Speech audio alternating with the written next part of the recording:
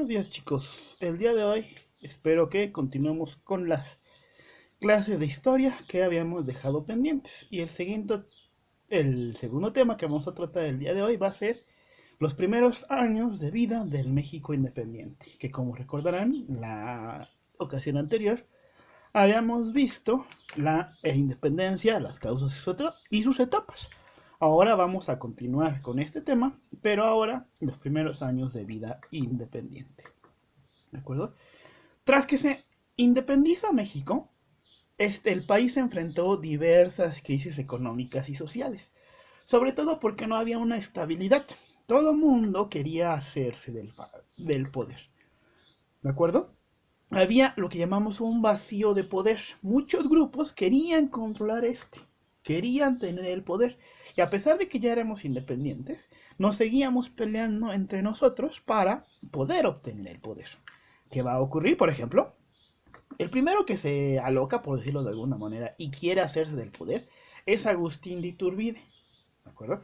Que se va a autoproclamar emperador en lo que llamamos el primer imperio mexicano. Va a ser conocido como Agustín I, el emperador del primer imperio mexicano, que va de 1823 a 1824. ¿De acuerdo? Que diga, 22 al 23, perdón, chicos. Aquí es donde aparece uno de los primeros protagonistas de nuestra historia, que va a ser Antonio López de Santana.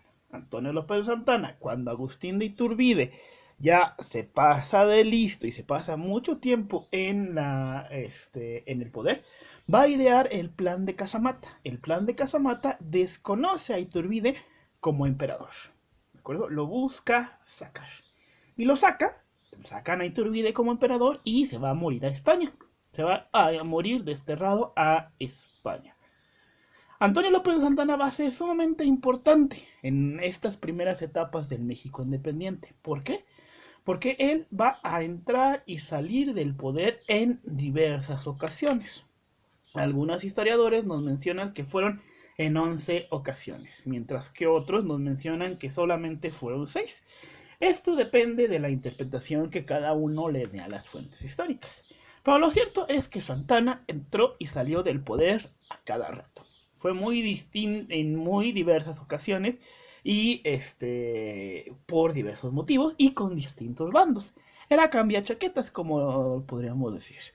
Otros grupos que buscaban el poder, o los primeros grupos que buscaban el poder, ya saliéndonos un poquito de Santana, son conocidos como las logias masónicas. ¿De acuerdo?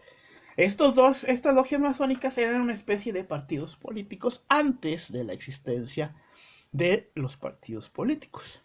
Y tenemos dos principales logias masónicas, que son la logia escocesa y la logia yorquina. Repito, son grupos o políticos o logias masónicas que buscan hacerse del poder.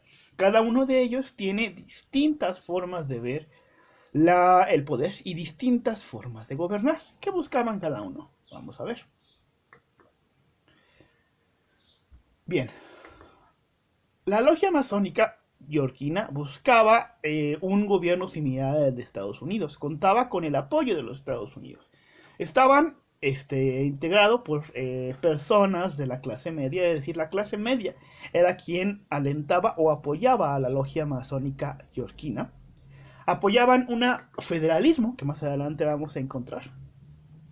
Querían, aquí tenemos más características, querían un gobierno republicano, es decir, en donde la soberanía dimanara del pueblo. Más adelante vamos a ver más a fondo esto.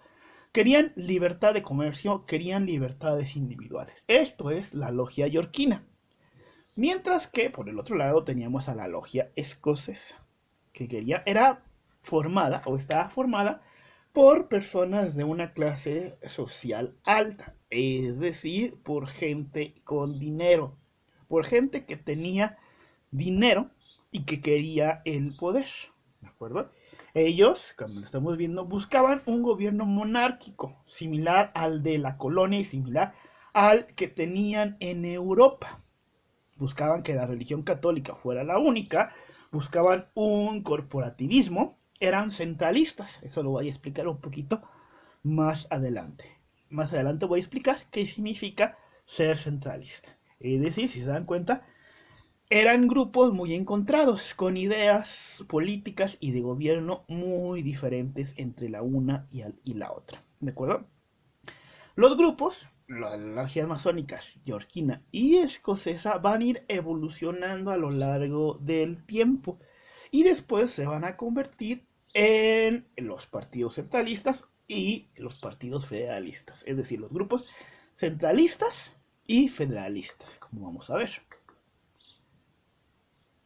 Ahí, de los que estoy hablando. ¿Qué querían los centralistas? Los centralistas son una evolución de la logia escocesa, que querían un gobierno monárquico, como los escoceses. Querían que todas las decisiones del gobierno, de cada uno de los estados, se decidían en la capital. Es decir, que los estados no tuvieran interferencia alguna en sus decisiones de gobierno. No hay autonomía estatal. Querían un corporativismo. ¿De acuerdo? Es decir, que la sociedad estuviera formada por grupos y no por individuos. Repito, son herederos de la liga de la logia escocesa, perdón. Los federalistas, por su parte, que son una siguiente evolución de los yorquinos, querían un gobierno republicano, como los centralistas. Los querían un gobierno también federalista, es decir, que cada estado tuviera su autonomía y que cada estado tomara sus decisiones, eligiera a su gobernante, tuviera su propia constitución. Hay una autonomía estatal total. Es decir, los estados toman sus propias decisiones. Son herederos de la logia yorkina, por lo que tienen también las características de la logia yorkina. Aquí tenemos una caricatura en donde la República, México, está entre los dos partidos, los centralistas y los federalistas, ¿de acuerdo? Estos grupos centralistas y federalistas, las evoluciones de los yorquinos y los escoceses, van a entrar y salir del poder muchas ocasiones. En 30 años de gobierno, de existencia, México tuvo 30 gobiernos distintos y 4 constituciones distintas. La única forma de entrar al gobierno era mediante la guerra y mediante el uso de ejércitos, por lo que se provocaba una estabilidad política y económica muy importante. Económica, ¿por qué? Porque se gastaba todo el dinero en comprar ejércitos y armas. Se tienen 4 constituciones, como les comento. Entre federalistas y centralistas dictan 4 constituciones distintas. La primera que vamos a ver es la Constitución de 1824. Es una constitución federalista. La primera constitución de México independiente. Entró en vigor el 4 de octubre de 1824 y daba la legalidad al primer presidente constitucional de México, Guadalupe Victoria. Declara a México independiente, establece límites territoriales y permanece con la división de poderes, los 3 poderes de la Unión: el ejecutivo, el legislativo y el judicial. De ahí decía 1936, pero era 1836, perdón. Esta constitución tiene vigor hasta 1836, cuando entra la constitución de las 7 leyes. Esta constitución es una constitución centralista que se establece en diciembre de 1836. Mantenía igualmente los 3 poderes de la Unión, pero agregaba un nuevo poder, el supremo poder conservador. Este se mantendría vigilando a los otros 3 poderes, ¿de acuerdo? Daba ciudadanía solamente a las personas de altos recursos económicos, es decir, a los ricos, y convertía a los estados en departamentos. No tenían un poder legislativo y todas las decisiones se tomaban en el centro. Esa es la primera constitución centralista. Otra constitución centralista que vamos a tener es las bases orgánicas de 1843. Así se llamaba la constitución, bases orgánicas de 1843. Era una constitución centralista que conserva muchos de los puntos de las 7 leyes, ¿de acuerdo? Pero esta convertía al poder ejecutivo casi en una dictadura, de lo que se va a aprovechar don Antonio López de Santana para hacerse del poder total.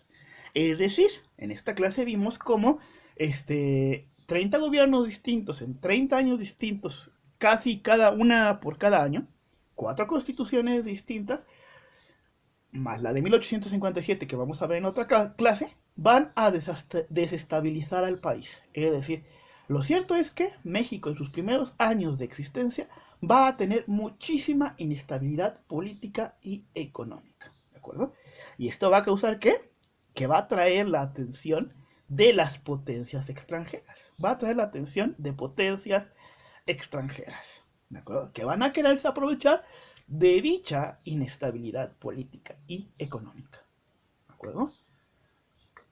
Tarea, chicos, ya se la saben. Un mapa mental del tema y quiero que hagan esto que está aquí, por favor. Vamos a comparar estos primeros intentos de gobierno y de estas primeras leyes o constituciones con la de hoy en día. ¿Ha cambiado el país y sus leyes? ¿Cómo se obtiene el poder hoy en día? ¿De forma similar a como se obtenía en aquella época? ¿Hay más estabilidad política y económica? Esas quiero que sean las reflexiones que haga, ¿de acuerdo? Y bueno chicos, hasta aquí la dejamos y nos vemos la próxima semana con el tema de las intervenciones extranjeras. Muchas gracias, nos vemos.